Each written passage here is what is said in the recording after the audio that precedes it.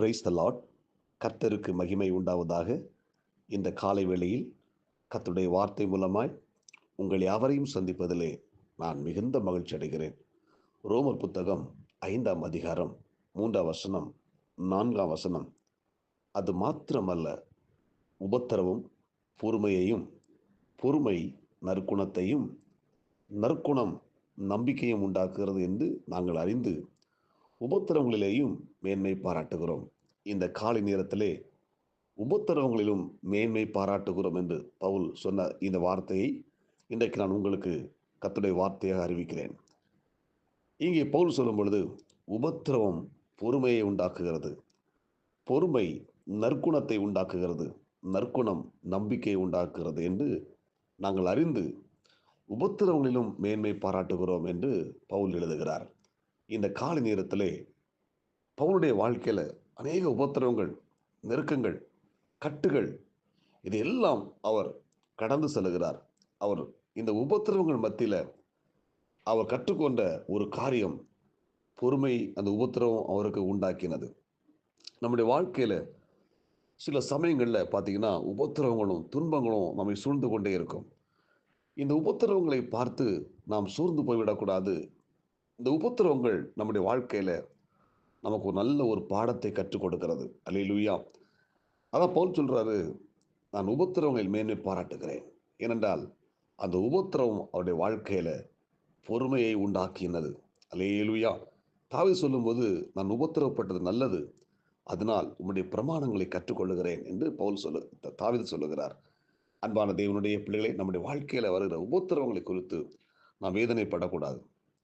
துன்பங்களை குறித்து நாம் சோர்ந்து போய்விடக்கூடாது. இந்த உபத்திரவங்கள் நம்முடைய வாழ்க்கையில் நம்முடைய பொறுமையை உண்டாக்குகிறது. அல்லேலூயா. அதான் பவுல் சொல்றாரு, எனக்கு கொடுக்கப்பட்ட உபத்திரவங்களில் நான் பிரியப்படுகிறேன், மேன்மை பாராட்டுகிறேன் என்று சொல்லுகிறார். எனவே நம்முடைய வாழ்க்கையில் வருகிற உபத்திரவங்கள் நமக்கு பொறுமையை உண்டாக்குகிறது. எனவே தேவன் நம்முடைய வாழ்க்கையில் வருகிற உபத்திரவங்களை நாம் சந்தோஷமாக எண்ண வேண்டும். உபத்திரவங்களை குறித்து நாம் துக்கப்படக்கூடாது. ஏனென்றால் அந்த உபத்திரவங்கள் தான் நம்முடைய வாழ்க்கையில் பொறுமையை கற்றுக் கொடுக்கிறது. ரெண்டாவது பார்த்தீங்கன்னா, அந்த பொறுமை நற்குணத்தை உண்டாக்குகிறது.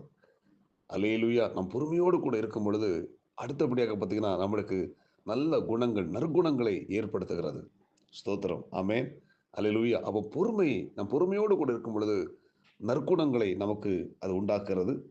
நற்குணம் நமக்கு நம்பிக்கையை உண்டாக்குகிறது. அல்லேலூயா என்று அறிந்து நான் உபத்திரவங்களிலே மேன்மை பாராட்டுகிறேன் என்று பவுல் எழுதுகிறார். இந்த காலை நேரத்திலே இறை வார்த்தை கேட்கிற தேவனுடைய பிள்ளைகளை சோர்ந்து போயிருக்கலாம், வேதனையோடு கொண்டிருக்கலாம், உபத்திரப்பட்டு கொண்டிருக்கலாம். ஹல்லேலூயா. உபத்திரப்படுகிறவருடைய உபத்திரவத்தை அவர் அற்பமா எண்ணாதவர். அல்லேலூயா. எனவே உபத்திரப்பட்டு கொண்டிருக்கிற நம்முடைய வாழ்க்கையில கர்த்தர் அற்புதங்களை செய்வார், அதிசயங்களை செய்வார். சில நேரங்களில் பார்த்தீங்கன்னா நம்முடைய வாழ்க்கையில் வர்ற உபத்திரவங்களை குறித்து நாம் வேதனையோடு கூட என்ன செய்ய போகிறோம், என்ன பண்ண போகிறோம் ஆண்டவரே என்று சொல்லி அங்கலாய்த்து கொண்டிருப்போம். அல்லேலூயா.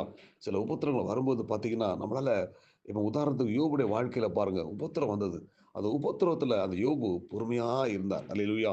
அந்த உபத்திரத்தில் வந்து அவர் பொறுமையாக உட்கார்ந்திருந்தார். எல்லாரும் விமர்சனம் பண்ணுறாங்க, எல்லாரும் அவரை ஏளனம் பண்ணுறாங்க. ஆனால் இந்த யோபு பொறுமையாக உட்கார்ந்திருக்கிறார். அந்த யோபுக்கு ஒரு பொறுமையான பக்குவத்தை கொடுத்தது ஸ்தோத்திரம் அந்த உபத்திரவங்கள். அல்லேலூயா. அந்த உபத்திரத்தில் அவர் பொறுமையோடு கூட இருந்தார். அந்த பொறுமையோடு கூட இருந்தபடினால அவருக்கு பார்த்தீங்கன்னா நல்ல நற்குணங்கள் உண்டானது. அவரை எல்லாரும் காயப்படுத்தினாங்க, விமர்சனம் பண்ணாங்க. ஆனால் யோபு ஒருத்தரையும் குற்றப்படுத்தலை, காயப்படுத்தலை. ஸ்தோத்திரம். அந்த உபத்திரவத்திலையும் தன்னை விமர்சனம் பண்ண நண்பர்களை மனதார மன்னித்தார். அல்லேலூயா. அந்த நண்பர்களுக்காக யோபு ஜெபித்தார். அல்லேலூயா. அந்த உபத்திரவத்தில் அவருக்கு நல்ல ஒரு பொறுமை உண்டானது, ஒரு நற்குணம் உண்டானது. அடுத்தல பார்த்தீங்கன்னா அந்த யோபு அந்த பொறுமை மூலமாக ஸ்தோத்திரம் அவருக்கு பார்த்தீங்கன்னா நல்ல நம்பிக்கை உண்டானது. அல்லேலூயா.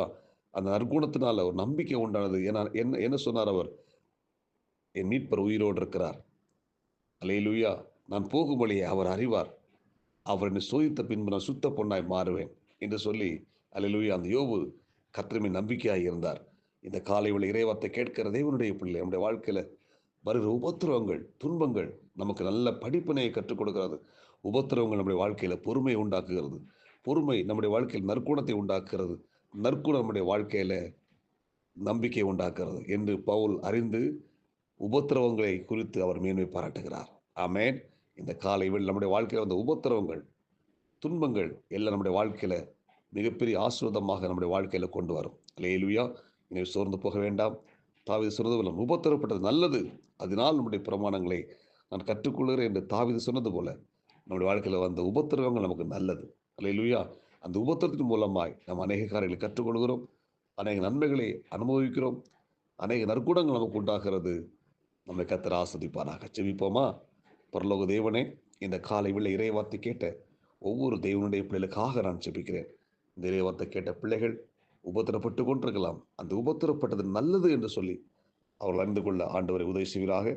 இறைவார்த்தை கேட்ட ஒவ்வொரு தேவனுடைய பிள்ளை கர்த்தர் ஆசீர்வதிங்க, பாதுகாத்துக் கொள்ளுங்க. நாளுக்குரிய கிருபை கொடுங்க. இயேசுவின் நாமத்தில் ஜெபிக்கிறோம் நல்ல பிதாவே.